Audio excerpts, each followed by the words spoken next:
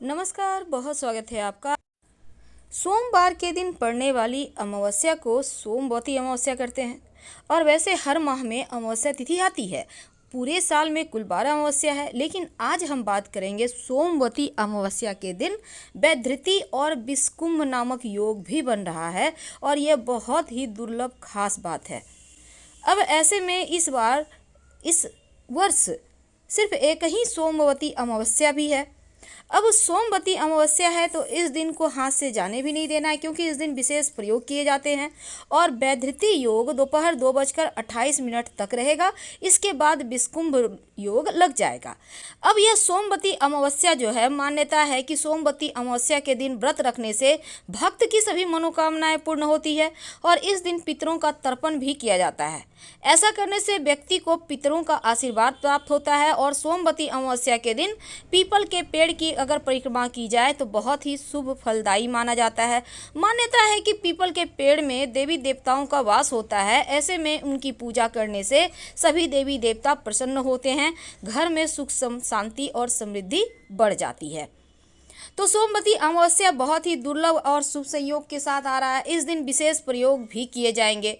तो आइए जानते हैं विशेष प्रयोग के बारे में, कैसे अपने मनोकामनाओं की पूर्ति के लिए विशेष प्रयोग करेंगे। देखिए, इस अमावस्या के दिन, चूंकि सोमवार के दिन अमावस्या है, तो शिवलिंग पर कच्चे दूध और दही से अभिषेक करें। इसके बाद काला तिल अर्पित करें तो आपके जीवन के तमाम कष्ट दूर होते हैं। और इसके साथ ही आप अगर चाहें तो शिवलिंग पर कच्चा दूध, दही, साथ में शहद मिलाकर अगर शिव जी का रुद्राभिषेक करें तो आपके बिगड़े हुए काम भी बन जाएंगे। और इस दिन, चूँकि सोमवती अमावस्या के दिन पितर देवों के निमित्त विशेष प्रयोग किए जाते हैं, तो पीपल के पेड़ में भी जल अर्पित करने का विधान है। जल में काला तिल, चीनी, चावल, पुष्प, सफ़ेद पुष्प डालकर ओम पितृभ्य नमः मंत्र का जप करते हुए जल अर्पित कर दें, तो यकीनन पितर देवों का आशीर्वाद भी मिलता है। इस दिन और भी ज़्यादा विशेष प्रयोग होते हैं, लेकिन आज शत्रु से मुक्ति पाने के लिए वो कौन से प्रयोग हैं जो सोमवती अमावस्या के दिन किए जाएं तो परेशानी खत्म हो।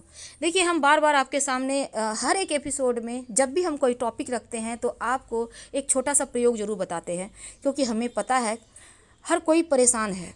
हर कोई के जीवन में कोई ना कोई दुश्मन लगा हुआ है। आपके अपने हुई हो सकते हैं, पराए तो दुश्मन हैं ही, लेकिन ये भी एक सच बात है कि जो जितना करीब है वो उतना ही जलता है। अब ऐसे में एक छोटा सा प्रयोग करें, बिना कोई हानि पहुंचाए शत्रु को, उसकी बुद्धि को ही आप बदल देंगे। अगर आपको लगे कि घर परिवार में कोई शत्रु है, बहुत शत्रुता रखता है आपसे, खासकर जो महिलाएं हैं वो भी परेशान है, पुरुष तो परेशान हैं ही, क्या करेंगे? इस सोमवती अमावस्या के दिन सारे दिन में, रात तक में, कभी भी, यानी कि देखिए, रविवार के दिन सारा दिन है आपके पास, और सोमवार की सुबह, चूँकि उदया तिथि में अमावस्या है तो इस दिन भी पूरी रात आप ये प्रयोग कर सकते हैं। नहीं तो रविवार यानी 11 अप्रैल की रात में भी प्रयोग कर सकते हैं। क्या करेंगे? आपको चाहिए होगा भोजपत्र। अगर भोजपत्र ना मिले तो सफ़ेद कागज़ ले लें, मैथ वाला कागज़। आपको चाहिए होगा अनार की कलम। अगर ना मिले तो बेलपत्र का डंठल ले लें। इसके साथ चाहिए शहद, वो हर हाल में चाहिए। और चाहिए आपको अष्टगंध। अष्टगंध मार्केट में मिल जाएगा। चूँकि अष्टगंध का आपको, इसके बदले में हम आपको कुछ नहीं कहेंगे, लेकिन अगर फिर भी ना मिले तब आप कुमकुम का प्रयोग कर लीजिएगा। अब क्या करेंगे? भोजपत्र पर ये जो आप अष्टगंध है उसको हल्का सा पानी में गीला करें। अनार की कलम से उसको भोजपत्र पे उसको लगा कर अपने शत्रु का नाम लिखें। जितने शत्रु हैं सबका नाम लिख दें। अब मान लीजिए सफ़ेद कागज़ है, बेलपत्र की डंठल है, तो उसी तरह से आप लिखें, यानी अनार की कलम की जगह बेलपत्र का डंठल यूज करें। लिखने के बाद शहद की जो शीशी है उसमें इसको 7 बार, इस कागज़ को या भोजपत्र को मोड़िएगा 7 बार, और इसके बाद मन में कामना करते हुए उस शहद की शीशी में एकदम अंदर डुबो दें, और इसको संभाल कर कहीं ऐसे जगह रख दें कि युगों युगों तक पड़ा रहे, या फिर कहीं मिट्टी में दबा दीजिएगा। शत्रु चाह कर भी आपका बुरा नहीं कर पाएंगे। अब मान लेते हैं आप बहुत परेशान हैं, आप चाहते हैं क्विक रिजल्ट मिले, तब एक छोटा सा प्रयोग करें। एक भोजपत्र या सफ़ेद कागज़ पर शत्रु का नाम लाल रंग के पेन से, या फिर आप यहाँ पर शत्रु का नाम सिंदूर से भी लिख सकते हैं, लेकिन अच्छा होगा कि लाल पेन यूज करें। और इसके बाद अष्टगंध की स्याही से भी लिख सकते हैं। इसके बाद उस नाम के ऊपर शहद लगा दीजिए। फिर जितने शत्रु के नाम में अक्षर है उतने काली मिर्च रख दें, और इसको भगवान को प्रणाम करके इस कागज़ को जला दे, बाद में इसको मिट्टी में दबा दीजिएगा। शत्रु विरोधी शांत हो जाएंगे, आपका बुरा नहीं कर पाएंगे। आज हमने जैसा कि आपसे वादा किया है, इस दिन सिक्के का टोटका किया जाता है। अमावस्या तिथि को एक सिक्का, जैसा कि हमने टॉपिक रखा है कि सिक्का का प्रयोग कैसे करें कि जीवन की मुश्किलें कम हो जाए। देखिए, सोमवती अमावस्या की रात किसी भी कुएं में, अब आप कहिएगा शहर में रहते हैं तो कुआं कहाँ मिलेगा, सही बात है। अब ऐसे में किसी भी नदी तालाब में, या आप चाहें तो कहीं भी घर से बाहर निकल कर या घर के अंदर ही कहीं मिट्टी में थोड़ा सा गड्ढा कर लीजिएगा, उसमें पानी भर दीजिएगा और उसी में ये प्रयोग कर लें। बाद में वहाँ पे करने के बाद उसको हल्का सा मिट्टी कवर कर दीजिएगा। क्या करेंगे, 1 चम्मच कच्चा दूध डालें और 1 रुपये का एक सिक्का डाल दें, और फिर बस आपको ध्यान रखना है कोई टोके नहीं, देखे नहीं, आप देखिएगा धन आने के मार्ग खुल जाते हैं। दूसरी बात, अमावस्या तिथि की रात में सोने के पहले 1 रुपये का एक सिक्का ले लें और अपनी लंबाई के इतना बराबर आप एक धागा ले लें, लाल धागा। अब इसको अपने तकिए के नीचे रखकर सो जाएं।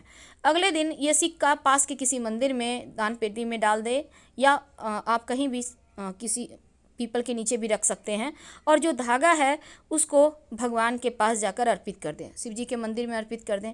आपके जीवन के हर कष्ट मिट जाएंगे, जीवन की तमाम परेशानियां समाप्त हो जाएगी। अब चूंकि अमावस्या तिथि है तो पीपल का पेड़ की पूजा करने का विशेष विधान है। जैसा कि अभी भी हमने आपको बताया कि इस दिन पीपल के पेड़ में जल अर्पित करने से पितृदेव प्रसन्न होते हैं, माँ लक्ष्मी की कृपा भी बरसती है। तो बहुत सिंपल तरीके से आपको करना है, 1 लोटा जल में 1 चुटकी काला तिल, थोड़ी सी मिश्री, थोड़ा सा अक्षत और सफ़ेद पुष्प जिसमें गंध कम हो, ले जाकर पीपल के वृक्ष में अर्पित कर दें और फिर पितरदेवों से खुश होने की, प्रसन्न होने की प्रार्थना करें। इसके बाद पीपल के वृक्ष के नीचे शाम के वक्त एक सरसों के तेल का दिया जलाइएगा, उसमें 2-4 दाने काली उड़द के या काला तिल का डाल दें और उनसे प्रार्थना करें कि अगर कोई गलती हुई है तो उसको क्षमा करें। अगर आप जल अर्पित करने के समय इस लोटे में 1-2 बूंद कच्चा दूध डाल दें तो और भी उत्तम होगा, अगर आपको मिल जाता है तो। नहीं तो कोई बात नहीं, सिंपल तरीके से आप पितरदेवों को मनाइए। जीवन के हर कष्ट को वही दूर कर सकते हैं, क्योंकि पितरदेव अगर प्रसन्न हो जाएं तो अपने बच्चों पर विशेष कृपा बरसाते हैं। सोमवती अमावस्या के दिन जीवन को बेहतर करने के लिए गणेश जी को भी मनाया जाता है। तो गणेश जी को कैसे मनाएंगे? देखिए, सबसे पहली बात, इस अमावस्या तिथि को गणेश जी को एक सुपारी जरूर भेंट कीजिएगा। माना जाता है ऐसा करने से गणेश जी आपकी बुद्धि विवेक को और बेहतर करते हैं और सही समय पर आप सही डिसीजन ले पाते हैं। तो इस तरह से गणेश जी को भी मनाइए और ये सुपारी को सुरक्षित रखिएगा गणेश जी के पास ही, क्योंकि ये सुपारी आपके जीवन के हर बाधाओं को समाप्त करेगा। हम आपसे विदा लेते हैं। हर हर महादेव। धन्यवाद।